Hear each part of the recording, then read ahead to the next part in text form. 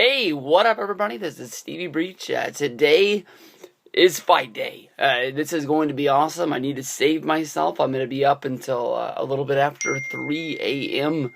today. Honestly, it's going to be a long one. We got UFC 182. I've been looking forward to this for a long time. Honestly, when it comes to UFCs, it's hard for me to remember which number it is. With the wrestling pay-per-views, they always have names, whether if it's the Elimination Chamber, WrestleMania, Royal Rumble. You're just sort of linked in by this. UFC fights are always just the name and the number, and that's it. I've been remembering this one because back in the day, I was a huge Blink 182 fan. It has nothing to do with this, but fell in love with the Rock Show. I was a big fan of theirs. They had their big breakup, and then they had their comeback after the Travis Barker's plane crash. And I don't even know why I'm talking about this. They had a CD come out after their reunion.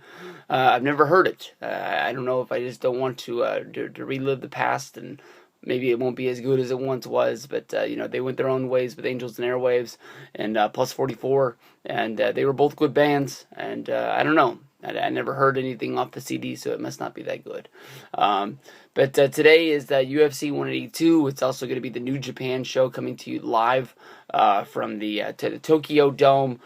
This will be the UFC 182 pay-per-view predictions for the UFC Light Heavyweight Championship. You got the big fight of Jon Jones going up against Daniel Cormier. We've been talking about this fight for a good long time. This is going to be the most expensive UFC pay-per-view of all time.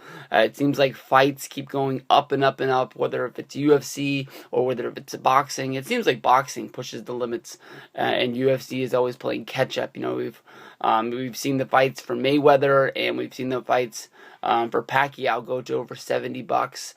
This one's going to be $64.95. Lots of rumors of Pacquiao and Mayweather ever do get in the ring. It's going to be a $100 pay-per-view fight. This fight right tonight is probably going to be just one match. There is Donald. No. Cerrone's going to be fighting in the co-main event. He's pretty much chump change. I've heard his name before, but I don't think he's anything that anybody's paying for the show for. It's just one name that happens to be in there. Yesterday we had the weigh-ins. I watched those. They seemed like it was a pretty fun ordeal. I honestly was hoping that Jones and Cormier were going to be, pushing each other around. Being in the same room for the same time.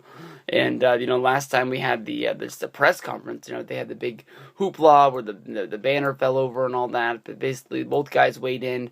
I believe it was at 205. They both made weight.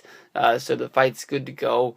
There was lots of rumors about yesterday behind the scenes. We had Jones and Cormier talking smack to each other in the sort of meeting just for the president, Dana White, and the fighters, sort of giving them their smack talk about UFC 182 is going to be the best fight of all time. It's all on you guys to pick it up from here.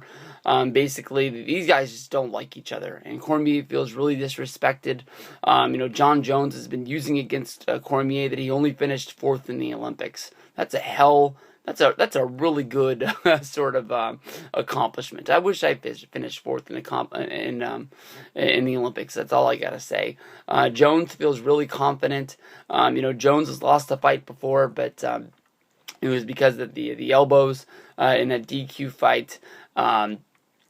Jones went up against Glover Teixeira, who was also undefeated in his last fight. A lot of people thought that Glover Teixeira had a chance to beat him. Jon Jones came out and he beat him. That was a good fight. Jon Jones is probably one of the most hated UFC fighters of all time. I don't know if it's because of his DUI or whether it's just his confident attitude, but as much as people hate him, the last few fights I've seen, he comes walking out to Bob Marley, he comes walking out to Hot in Here by Nelly. That crowd gets pumped. He sort of plays a song on his walk to the ring that makes you forget that it's him. You get pumped up, and you're ready for a good fight. Daniel Cormier, a little bit of a plus. He's a WWE fan. He loves the wrestling just like me. So that's something I got to give to the guy. Give him a little thumbs up. Jon Jones has the most submission wins inside of his division. A lot of people are thinking that Cormier is going to get in there and be able to out wrestle Jon Jones. So I think that some people might be sleeping Jon Jones being able to finish this match by some sort of a submission. I think that a lot of people are thinking that Jon Jones is going to have to stand up and square up with this guy and be able to knock Cormier out and not be able to get down on the floor and wrestle with him because of his Olympic past. But we'll see what's going to happen. Cormier is going to try to out-wrestle the guy. Jon Jones is going to try and stand up and try to finish him. Jon Jones definitely has the height and the reach over Daniel Cormier.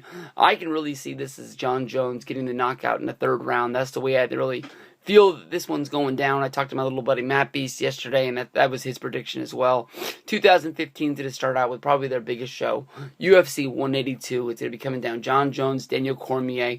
This is the last go-round, guys. This is going to be as good as it gets. Let's see what happens. Peace out, everybody.